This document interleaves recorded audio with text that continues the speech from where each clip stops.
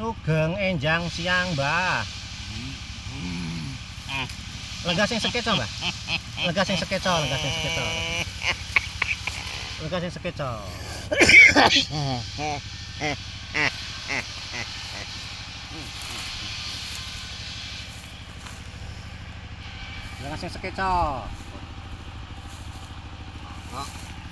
Lah rokok di, rokok. Kedap. Ya, kok yo jenengan seneng rokok to?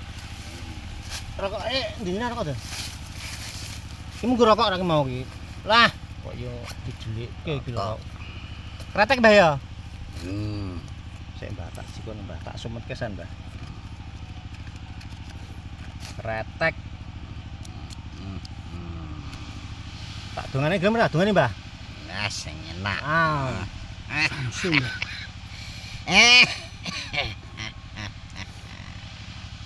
Suwe ra ngerokok.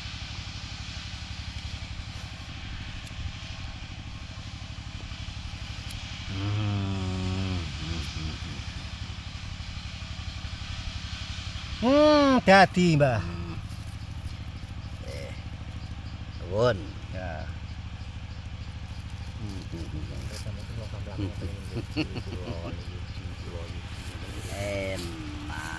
Enak. Ngapunten niki kula niki ajeng mbutuhke lemah niki.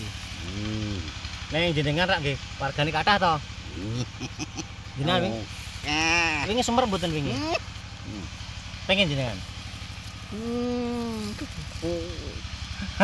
Aku yo pengen. Lah ngapunten jenengan ki nyun sewu. Asline napa? Maksudnya menungso napa bangsa menungso napa bangsa Oh, jaman riyen jenengan menungso. Jenengan topo sebelah pundi? Niki teng mriki. Nami jenengan sinten mbok meneng ngertos?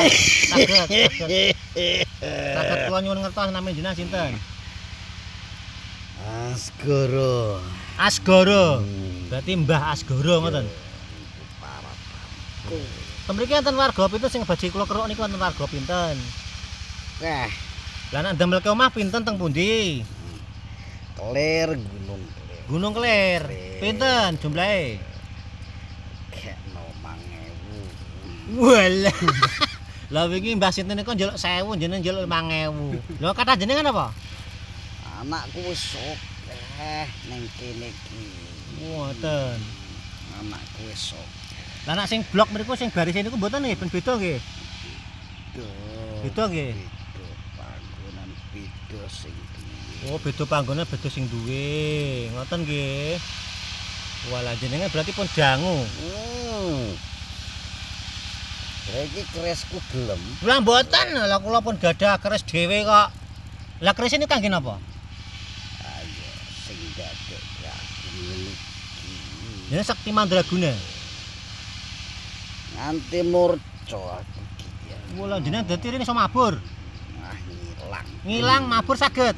So, Lah nek keris niku damel napa nggih? Damel jaman sakniki damel napa niku cara jaman sakniki? Usaha.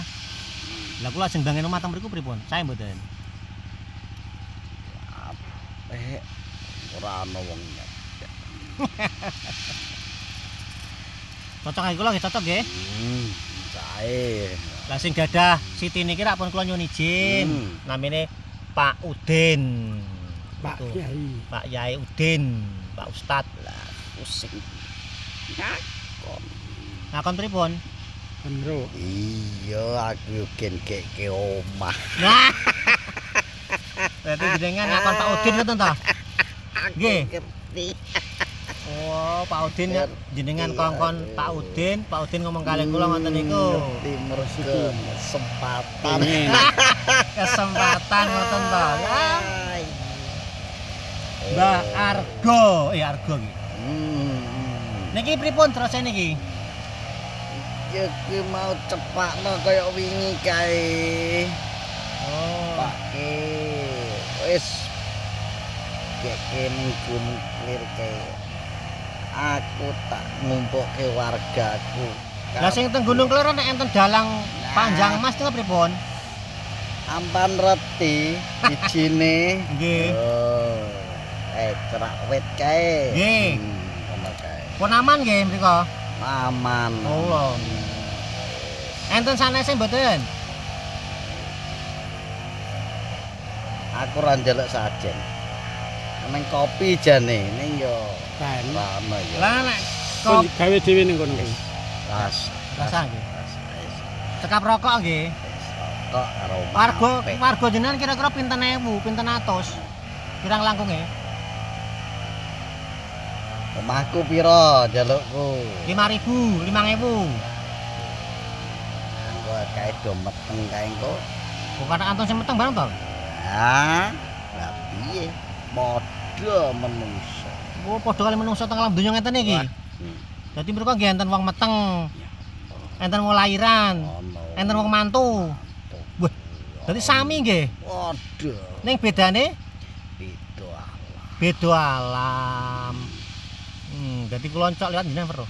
Wah, Ning ngapunten ya kula mboten tepang jenengan dadase mboten mampir to. wah, kabeh. Do ngerti.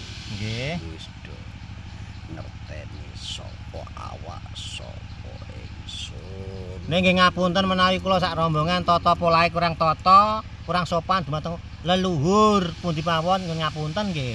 Wis sing apik ijine aja dolar.